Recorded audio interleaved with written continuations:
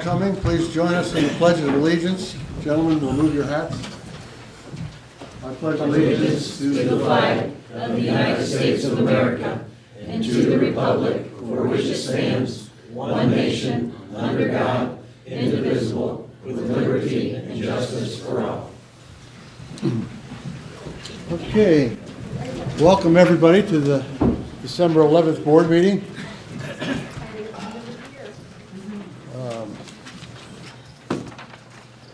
For those of you who don't know me, I'm Paul Forbes, and thanks for coming. We look forward to answering any questions during the forum. Announcements, Clear Creek Conservancy. Wayne County 282 Patriots Landing. The only thing I have to report is that we get a report from the contractor once a month, and you get it this Friday. So the one a month ago was everything was on schedule, and I think the way things are going, we'll get the same feedback this time.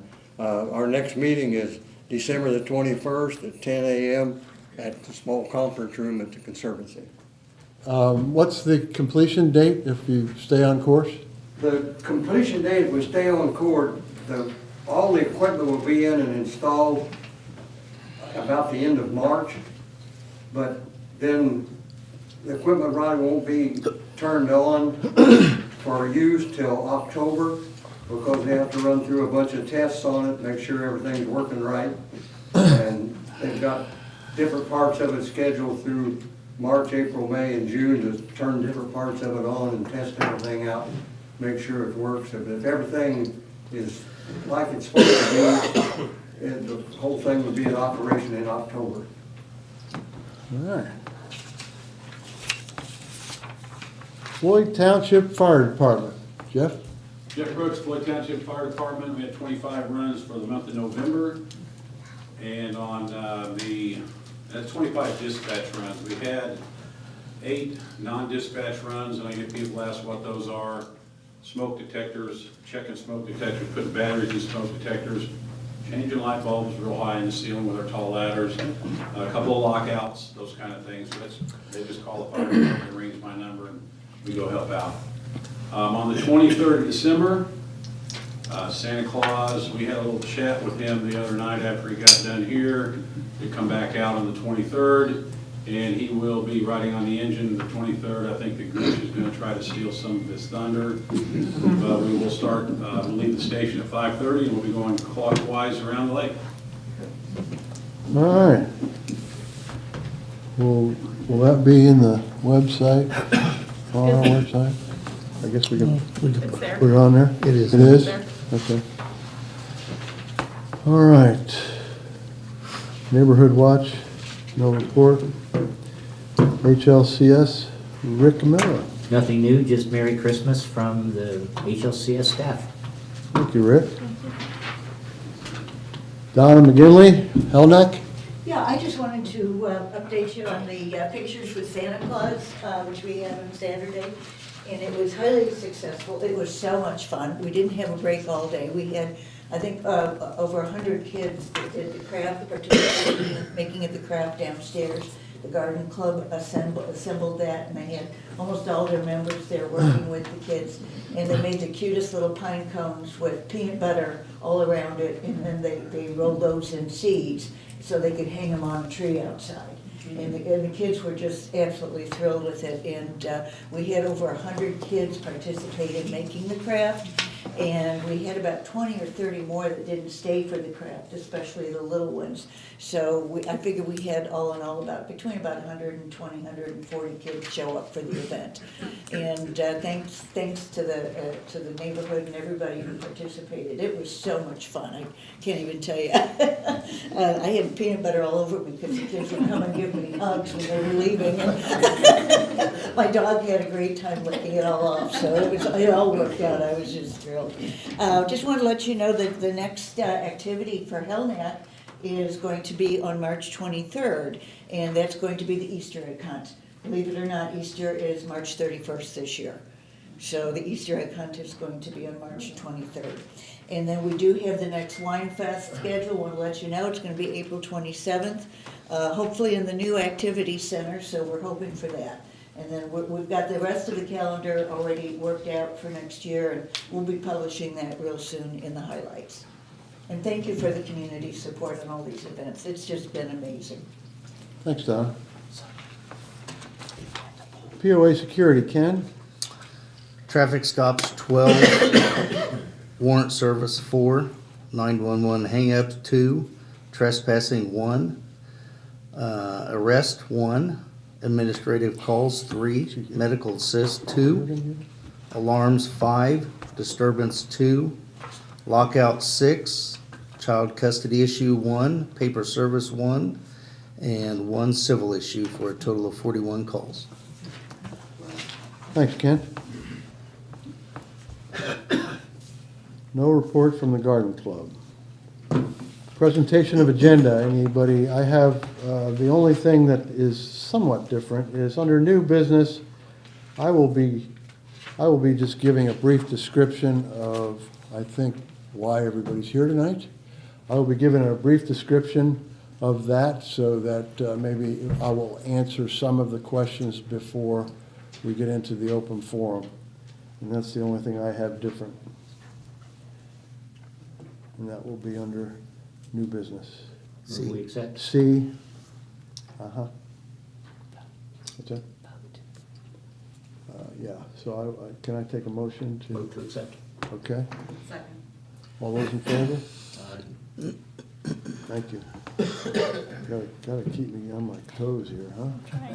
All right. Presentation of the minutes. Take a motion for the November 13th board meeting acceptance. Motion to accept. Second. All those in favor? Aye. Okay. November 27th operations meeting. I'll take a motion. Motion to accept. Second. All those in favor? Aye. Thank you. Treasurer's report. Okay, for the last month, total income was $77,953. Total expenses, $114,249 for a net loss for the month of $36,296. That said, that is seasonal and very normal for this time of the year. Year-to-date, total income was $1,794,330.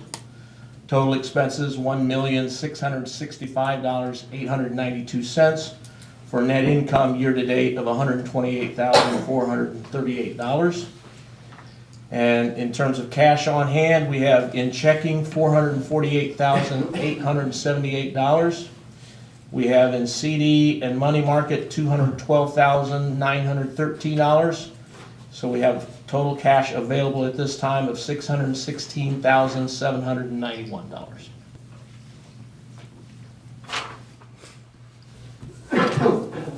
Thank you, Dennis. Committee reports. A&E, Dennis. All right. For the previous month, the A&E committee approved 2 new homes, 2 revised new home plans, 6-month placing a portable storage unit out for 6 months for a kitchen remodel, 2 new docks, a non-waterfront fence, screened-in deck, a detached garage extension, a roof over a deck, and a dock modification. And they canceled the 12/21 meeting because the office is closing and they closed, and they don't have any pending issues, pressing issues. So the next meeting would be when? Probably the 19th, Yeah. because there's only one thing, so unless some other things come in, it'll be the 19th. Thanks.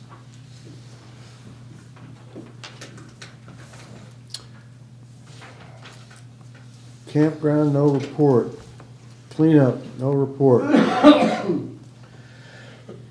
Government committee, no report. Lake committee, Rick Miller. They're on seasonal break, so there won't be a report until after the March meeting. Clean water, nothing. Long-term planning, We are working on the creating and putting together the Heritage Lake nonprofit, and our next meeting is December 20th at 6 o'clock here.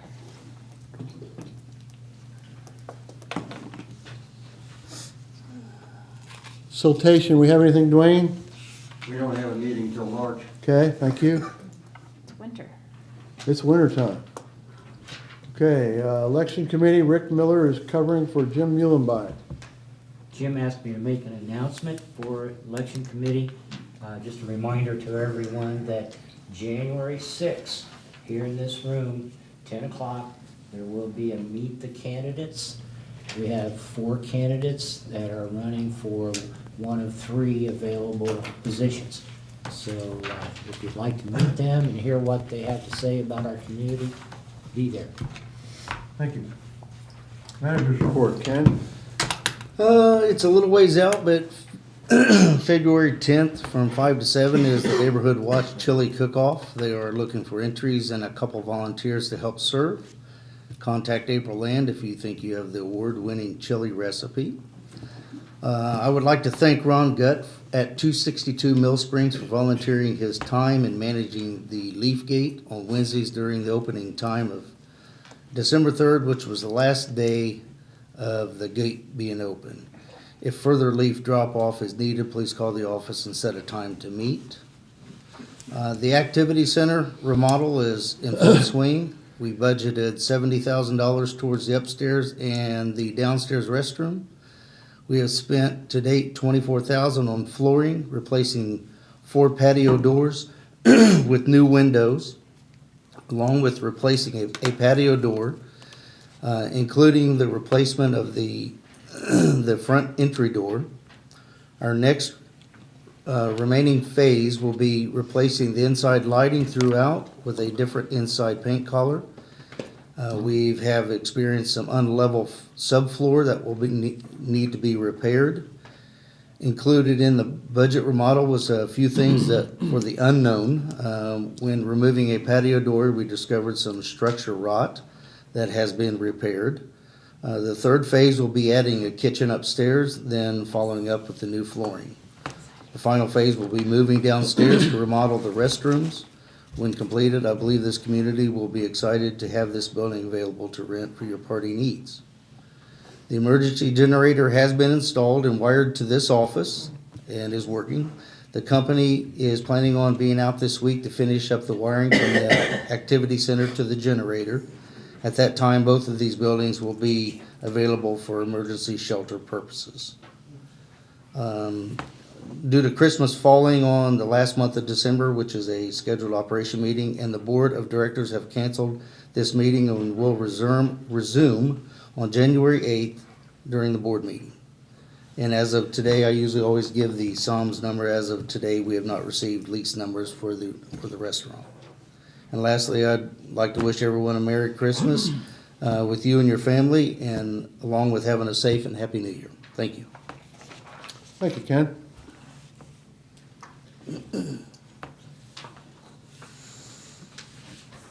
Moving into old business. 2024 budget. I will take a motion. This is the second vote on our 2024 budget. Motion to accept the 2024 budget as previously discussed in the last handful of meetings. Second. All those in favor? Thank you. Lake rules. Rick Miller? Just need for a second vote. Last time we voted to approve the slightly revised rules for 2024. We need to vote on it again. I put forth a motion. Second. All those in favor? You can have it. Participation is overwhelming. It's a fun game we play. Okay. New business. Dock storage units. Okay. Dennis Barrow. All right, I'm going to read language that is being presented by the A&E committee. They feel that we need some dock storage container guidelines. So this would be up for first vote. And this language has been worked back and forth between the A&E committee and the board a couple of times. But this is what we have at this point in time. Commercially available storage boxes may be placed on a dock without a permit as long as they are no more than 42 inches tall. Dock storage boxes being built for the owner will require an approval permit and will be evaluated on a case-by-case basis. The storage box cannot exceed 42 inches in height. The permit application must include a plot plan showing where the project will be constructed, a drawing of the box showing the dimensions, and a description of the structure and materials. I put forth a motion. Okay? Second? Second. All those in favor? All right. First vote. Second vote will be old business A on the board meeting. Okay, next we have the HLPOA community liability for the committees. We have had some discussion over the last month by a few board members, and we've looked into this under our rules and guidelines and policies, and we've checked with our attorney as far as our commitment to the committees we approve at Heritage Lake. This is a formality. I'm going to list the committee names, and I'm going to ask the board to make a motion that we commit the HLPOA to cover liability for these committees in their endeavors to help the community raise money, have fun, etc. This is just a formality. Most of these committees are covered initially, but they're not in our policy book, and it has not been named as a voted issue, so this is just a formality. The committees I would like the board to consider for us to cover the liability for are the A&E Committee, the Campground Committee, the Cleanup Committee, the Government Committee, the Lake and Clean Water Committees, Long-Term Planning Committee, the Siltation Committee, the Election Committee, the HELNAC Committee, POA Security, Garden Club, Neighborhood Watch, and the Concert Series. May I have a motion to accept these under our liability? A motion that we accept all those committees under our liability. Second. All those in favor? Unanimous. Thank you. We do not need a second vote on this. It will be put into our policy book under the committee headline. That concludes the new business, other than my introduction to what most people are here for tonight. I would like to preface my comments by saying this is something that has probably been worked on occasionally, probably over the last 10 years. It has been thought about over the last 10 years. We have tried to get to a point where we involve the community to become a major decision maker out here at Heritage Lake. Right now, you're looking at the major decision makers up here, 9 people that you vote in for these offices. When we get to a certain point, we try to get the community's involvement, whether it be meetings, emails, town hall meetings, whatever we can possibly do to at least get a barometer of how the community feels about certain things we're going to do in the community. These things moving forward, we also feel very strongly that we don't know where we're going to be in 5 years. We don't know where we're going to be in 10 years. Infrastructure, catastrophes, we have no idea. We can't forecast any of that. So in the future, if we need to make major decisions, we have heard over and over again, why should 9 members be able to make a major decision when we have community members out here at the lake? This is our attempt to convince the legal authorities in Putnam County in the state of Indiana to give us an alternative way for you, the members, to become a voice in any of these decisions. We are submitting a complaint to the Putnam County courts concerning the need to modify our 50-year-old covenants, so we as a community can better govern moving forward. We are supplying the courts with all the information concerning our articles of incorporation, our covenants, our bylaws, and our policy procedures, along with demonstrating the past efforts to involve the community members in the voting procedures described in our covenants, meaning we are also giving them the information of the ways we tried to involve the community, and we've always come up against a stone wall. Specifically, we have over 2,000 lots out here. We need 66 2/3 of those lots to vote on any issue. Then we need 66 2/3 of a yay or a nay to approve or disapprove those issues. We have never gotten closer than 500 necessary votes, ever.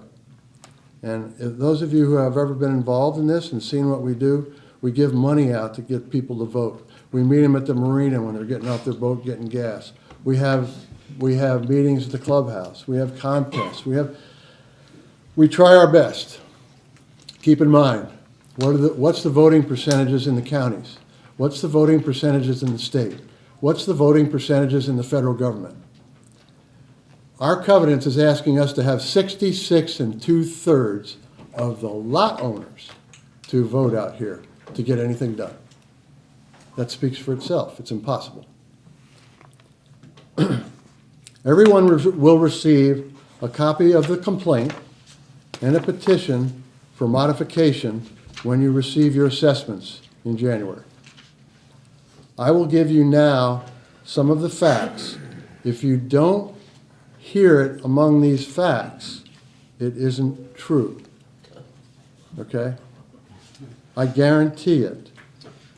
So please listen carefully, and I'll try to be brief and let you know what we're trying to do specifically. After I'm done, we will open up the forum. First, we're going to ask to modify our voting system. Right now, every lot at Heritage Lake gets one vote. Modification, each equitable owner at Heritage Lake will get one vote. Example, husband and wife own a house, got 2 votes. Each equitable owner gets a vote at Heritage Lake. If there's 5 lots you own, you get 1 vote. Multiple equitable owners. For instance, 3 brothers buy a lot, you got 2 votes. 5 people buy a lot together. They're all equitable owners. They got 2 votes. They choose who they want to vote on that property. LLC or a partnership, 1 vote. They designate the voter, and that's the vote that handles that LLC or partnership that owns property. This is what, now keep in mind, this is what we're asking for modifications. Nobody's given us any permission yet. Nobody said yes. Nobody said no. This is what we're asking for. These modifications have been brought to the surface by a lot of discussion, both legally and among members of the community and the board. Next issue, quorum. I've already explained the 66 2/3. There's another way, according to our covenants, that we can call a personal meeting. And at each one of those meetings, we can cut the quorum in half and have another meeting in a designated time slot. And then we can cut the quorum in half if we have another meeting in a designated time slot. This is a community of volunteers. We have enough trouble getting the volunteers to come out for 1 meeting, let alone trying to get 3 meetings to just get a quorum of 100 people. It's time consuming, it's almost impossible, just like the 66 2/3.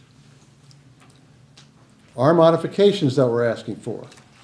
60% of the minimum votes of 750 votes. 60% of the minimum of 750 votes. There has never been at Heritage Lake on any issue more than 400 people voting. We are asking for a minimum of 750 people to vote, and then 60% of that will give us a yay or a nay. Any changes to be recorded from these votes will be recorded and sent out to everybody in the community by both mail and email. Now, the other thing I will let you know, and this is just a side note, we are submitting plans that there will be a committee formed that will probably be the long-term committee at Heritage Lake. We will ask for members of each community to please be part of that committee. Like anything else, it's a volunteer thing. We're going to set up people on that committee. As far as this goes, if we ever do get a modification approved by the courts, what that committee will be in charge of is if there is a pertinent, important issue brought forward to that committee, they will evaluate, they will gather facts, and after they gather facts and evaluate those options, they will bring those facts and evaluations to the board. The board will then further evaluate and try and get further facts concerning those issues. Then there will be a referendum if the board feels it's important enough to go to the community. There will be a referendum brought to the community for a vote. That referendum will include reasons why that referendum is being asked of you to vote on. We are not going to court to raise assessments.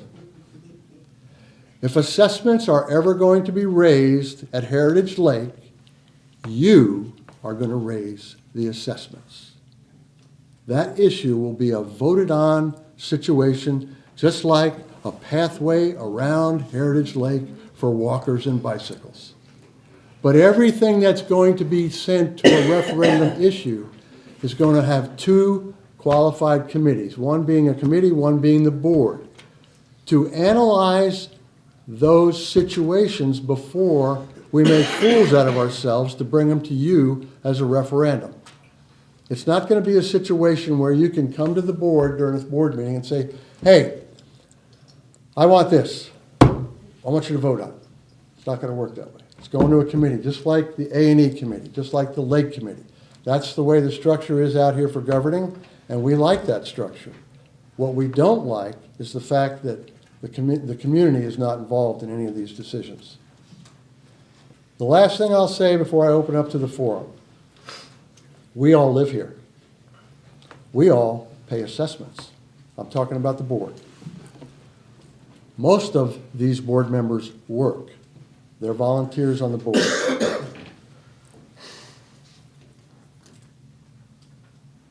When a statement is made that they're going after something, they got something up their sleeve, it's just, it really is, it's unbelievable to us, because if we make a decision, we have to live by it. Everybody here, and we're all different economic brackets sitting up here at this table. Some of us are teachers, some of us are retired people, and the retired people are on fixed incomes, just like the retired people in the community. I may have a lake house, but I still have to pay the taxes. I still have to pay to keep that lake house. And I live on a fixed income, just like everybody else that's retired out here. The only reason I bring that up is to just say, we're part of the team here. We're not here to screw anybody over.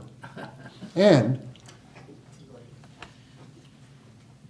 I won't even bring that up. I don't even want to bring that up. The fact that I gave myself a raise this year. I'm not going to. All right. Paul, Open. Yeah. can we just ask everybody, I know this is charged, can we just all try to be respectful? Because, remember, you volunteer for this, and we're trying to help. So just please be respectful in your comments, in what you say to us, because some of us live next to each other, and some of us live and are friends with some of the people in the audience. So just, if I can ask that, please speak to us like human beings. I would appreciate that. Before I take questions, I will introduce Scott Treadway. He is our attorney, and we've asked him to come here in case the questions get a little bit too legally specific. Jeff, you had your hand up first. Jeff Brooks, 123 Patriots Landing. You mentioned each equitable owner of a property gets one vote, so two per. He might have, him and his wife might vote on their lot. Multiple owners get one vote. Did I understand what you said? Multiple property owners, because I wrote down multiple property owners, still get two. Maximum of 2 votes. Four. So if Ken owns 10 lots, he gets 2 votes. No. Ken owns 2 lots, and Judy is on those lots, he gets 2 votes, he and Judy. Right. If 5 people own a lot, 2 of those people get to vote, not 5. That I understand. I just want to make it clear. I'll go back to, and I'm picking on Ken. Go ahead. He's got 10 lots. 10 lots? 10. Okay. 10 lots. He gets 2 votes. I really got Between him and Judy. Right. Okay, in If- this case, he says he's got 3. He doesn't get, because when you stated that multiple owners get 1 vote. That's I just correct. wanted to clear that up. Okay, sorry. Did I say that? You did say that. Okay. Well, there you go. Thanks for bringing that up. Multiple owners, you have the maximum of 2 votes. As the primary Multiple owner. owners. As, you have to be equitable owners, okay?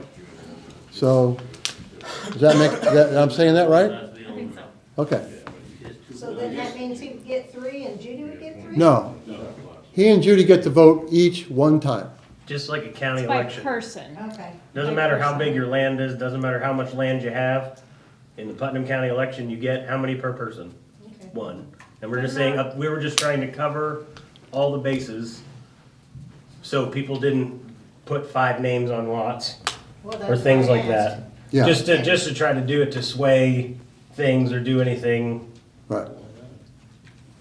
to, you know, Influence. And just like a influence. normal election, you may pay more property taxes, but you still get 1 vote. So you may pay more assessments out here on your 10 lots, but you still get the same representation. The 1 Same, vote. similar concept, if a contractor owns 15 lots, they still only get 1 vote.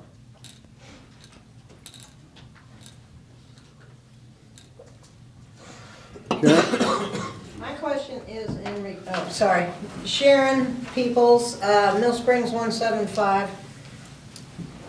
It says these covenants were drafted with a with complex commercial business in mind. What is a complex business according to you? That was for the attorney. You're asking me. Yes.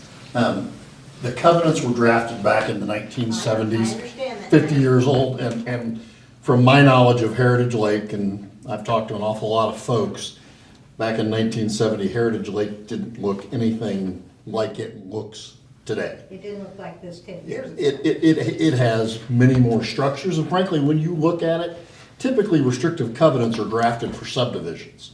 You look at most subdivisions, there are 100 lots, 200 lots. They maybe have a small clubhouse and a pool and a couple tennis courts, and that's it. And they're responsible for garbage and snow removal 3 times a year kind of thing. And that's what that kind of board normally deals with. You frankly look much more like a commercial business. You have a marina, you have a restaurant, you have fueling, you have multiple commercial buildings. You operate a lake. So in terms of the complexity of issues that this board and the community deals with, from my experience, and I've been doing this a long time, 34 years, you are very atypical of what a normal subdivision looks like. Well, the dilemma is these covenants were drafted 50 years ago, I think, with something in mind, and that something doesn't exist, and so they don't function very well. And as Paul discussed, there's no effective way to amend them. And the whole notion of going to court is there are some avenues where a court can enter orders to in effect amend those covenants. But you have to convince a judge it's the right thing to do, and part of that is because of the complexity of the community. So it has nothing to do with putting anything else here, right? No, McDonald's is not coming, CVS is not coming. Well, we're not gonna have Because when you look up complex and complex, there's two different explanations. well, when you That's get, why I'm when, asking. oh, let me explain something. When you get the complaint, there's gonna be a lot of one-word things in there. And a lot of those one-word things are in a context to give the courts information. There's gonna be, you're gonna read the word No. no, you're not gonna read the word ass. You're gonna read the, Assets, you're gonna, assessments. You're gonna read the word assessments many times. It is in the context that you need to read that. It is a example of what we cannot do under the covenants right now.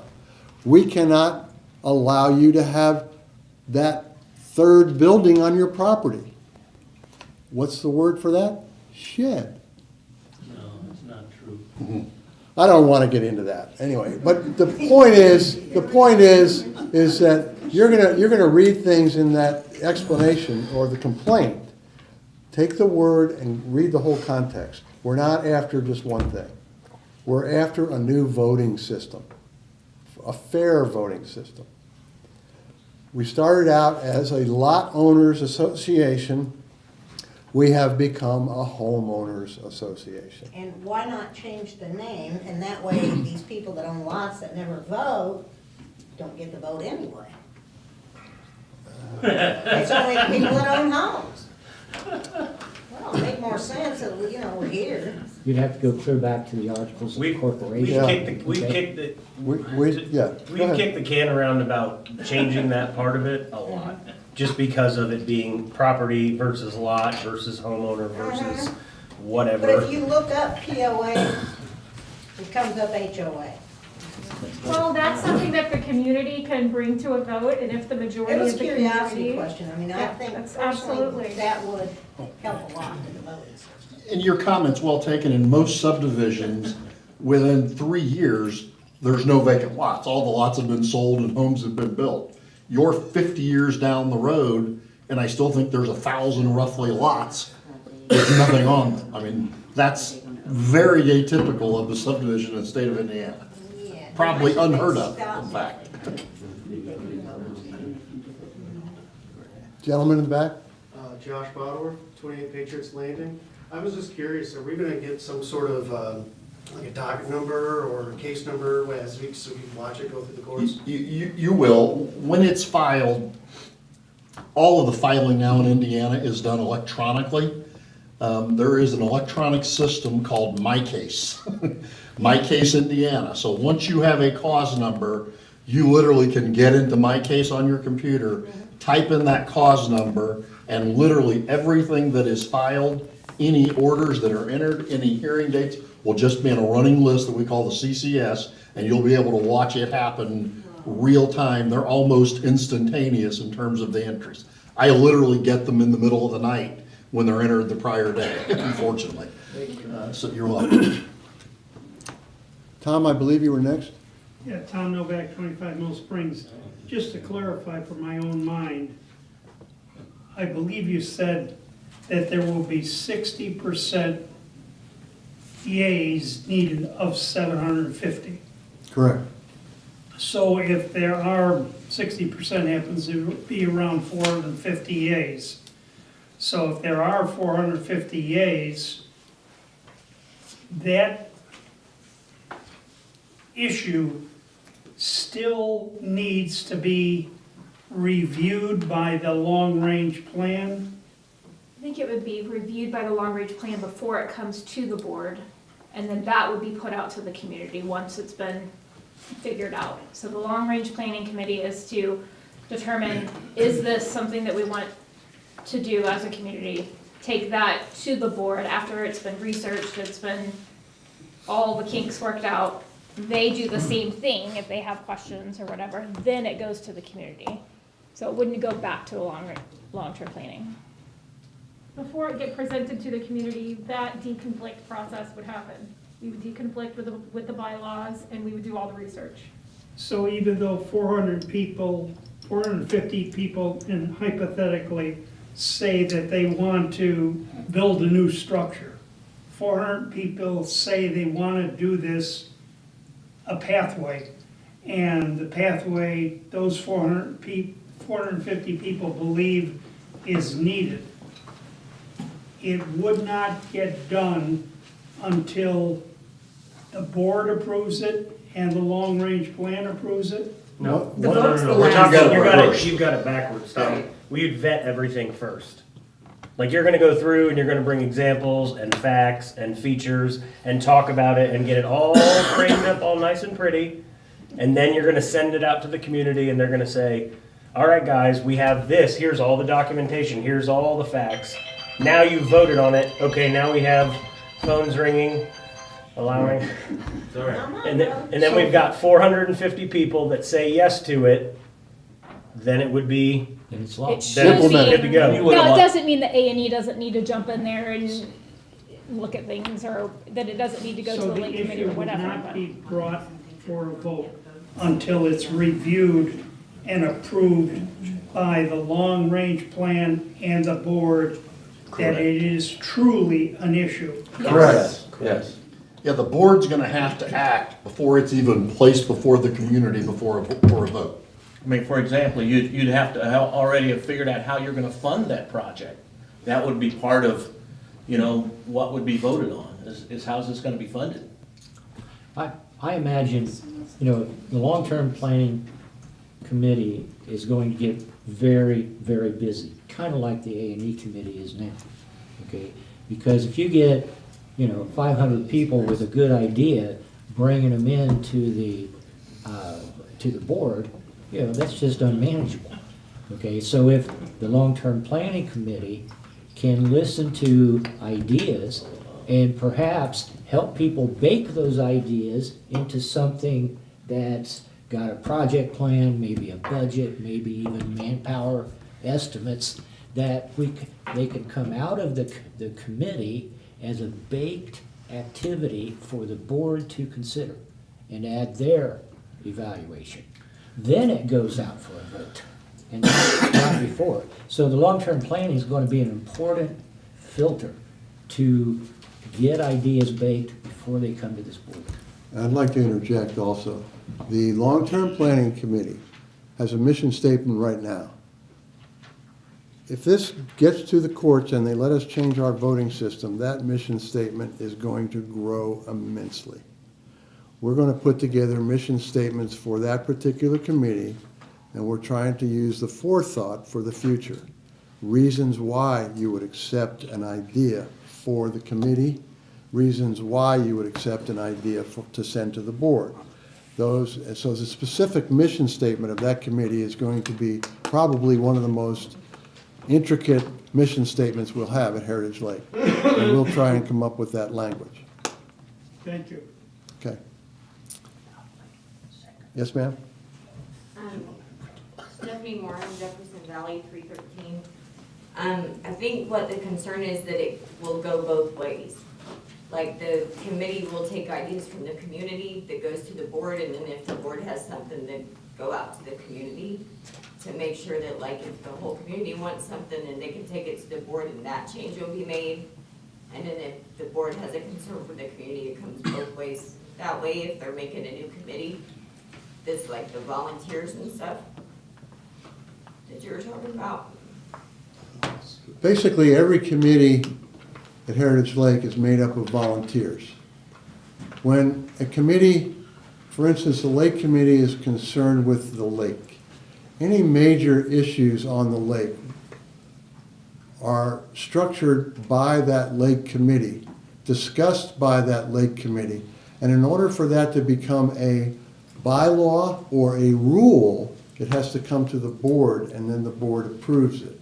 The same type of structure will be for this long-term planning committee. For instance, if people in a neighborhood decide, hey, what do you think about this?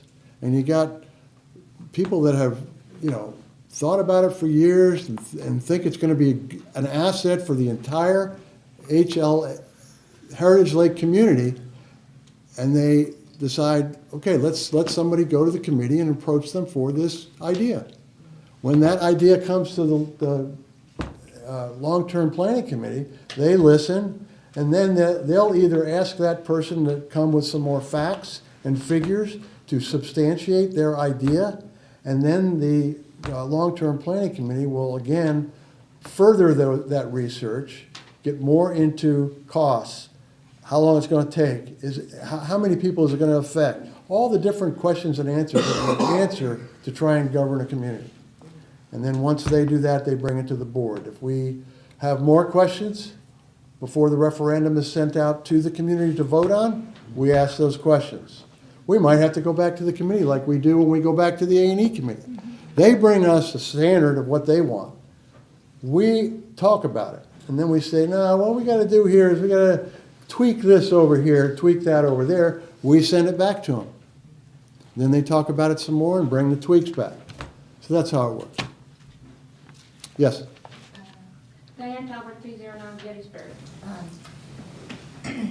Has the CCC vote been discussed and how that's going to handle it, if they have any right to vote on anything, or what their number will? Will be the same. Yeah, what is that? How's that been handled for the CCC? Clear Creek would have one vote, because they're an LLC, They're an entity. or entity, sorry. Has that even, I will not. Clear Creek, that's a good question. Clear Creek, under our scenario that I just described to you, would have one vote. One single vote. One single vote. If they have one lot or 100 lots, they would have one vote. is that going to be specified in? We just specified it. Yeah. All entities would have one vote. Part of what you'll see when this complaint's filed, I will tell you, it's gonna be pretty thick. It's got a bunch of exhibits attached to it. One of those exhibits is actually a document that tells the court, here's exactly the change we're asking you to make. So when you see this filing, you will see the precise wording of what is actually being asked of the court. What I anticipate is the court will probably set a hearing. And if people wanted to show up in front of the judge and speak their piece, you'd have an opportunity to do so. And again, if a hearing's set, you'll get notice of that. You'll be able to see it on the computer system that I described, the software. So what you're asking will be addressed in considerable detail. Could I ask one more? As the board, if there's an issue that, is presented and the long-term considers it, and then the board will there be any will you have special meetings to consider that, or will it be handled in the monthly meetings? And if there's special meetings, will there be open forums for people to? It'll be the same, it'll be the same structure we have out here right now. If something is brought to that committee and they bring it to the board, we're gonna have to vote on it. And our meetings are public. We have an ops meeting that we decide on what's gonna happen for the board meeting. Once that ops meeting is created, we have an agenda for the board meeting. Once that agenda is set for the board meeting, a vote like that will be on that agenda. And yes, then we'll even bring more chairs up here. And you guys can come up here and influence us with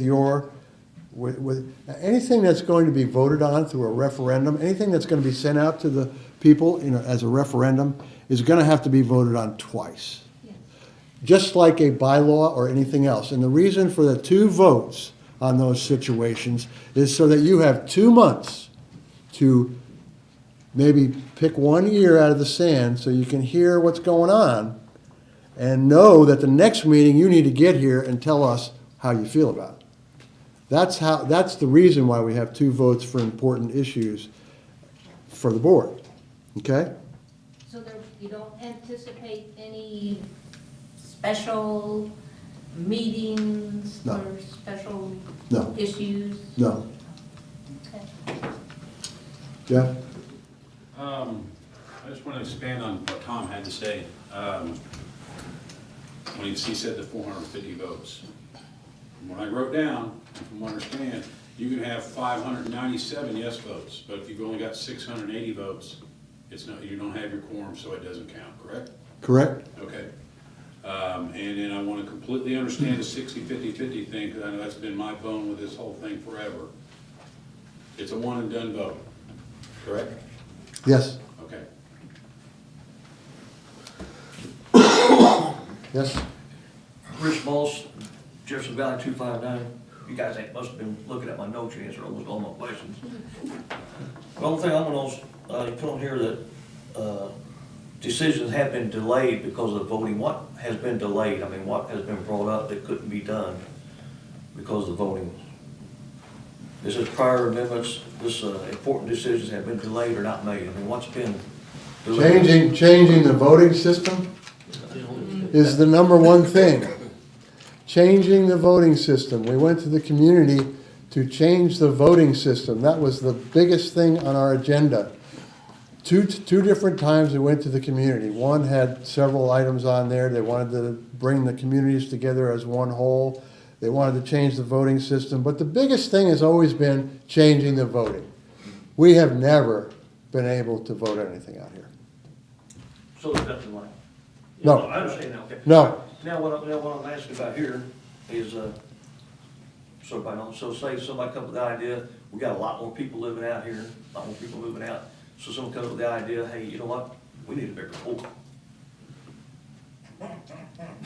Nothing wrong with that, yeah, we'll That's what listen. I'm saying. That's what I'm We'll asking. listen.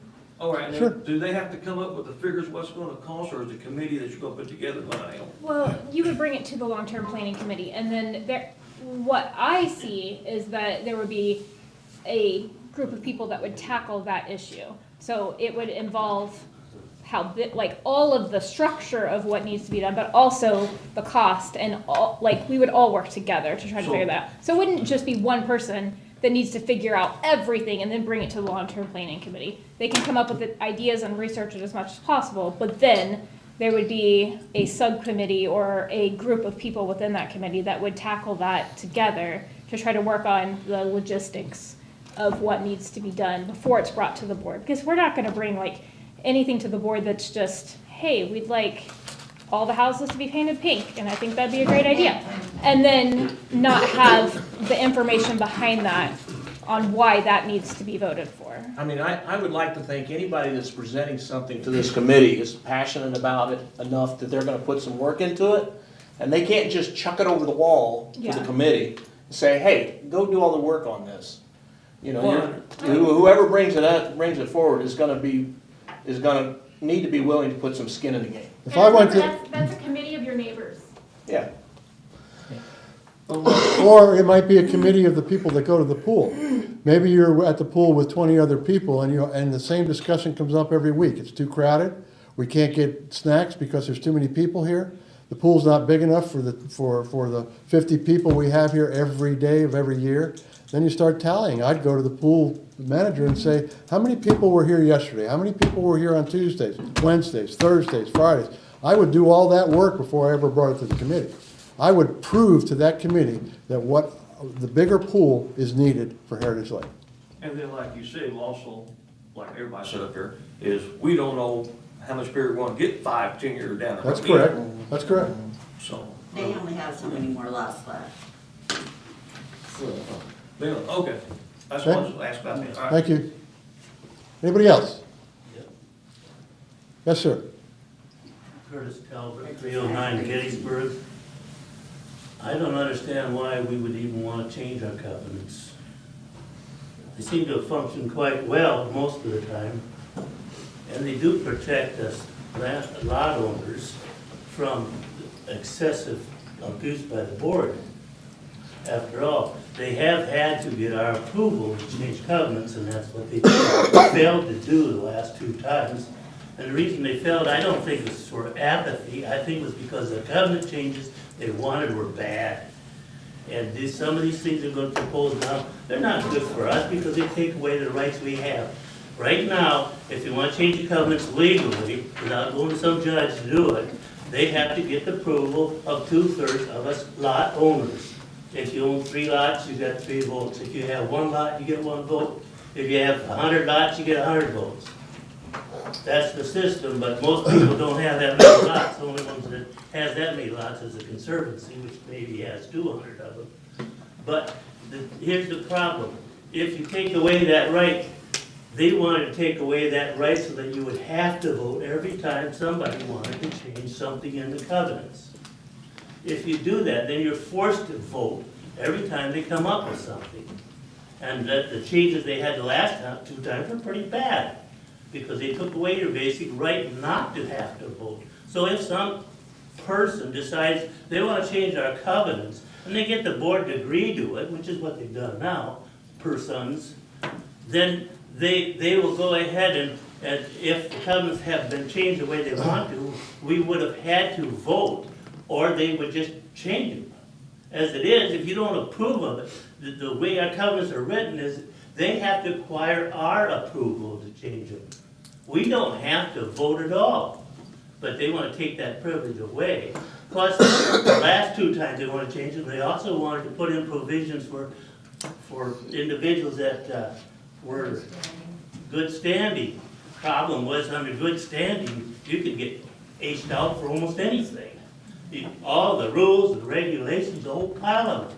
This board, you want to be careful with some of these members. Thank you, Curtis. Thank You're you. welcome. Anybody else? Okay, I will take a motion to adjourn. So moved. All those in favor? Executive session following this meeting. Thank you all for coming. If you have any more questions, don't hesitate to call the office. They will give me your phone number or a board member, and we will call you personally.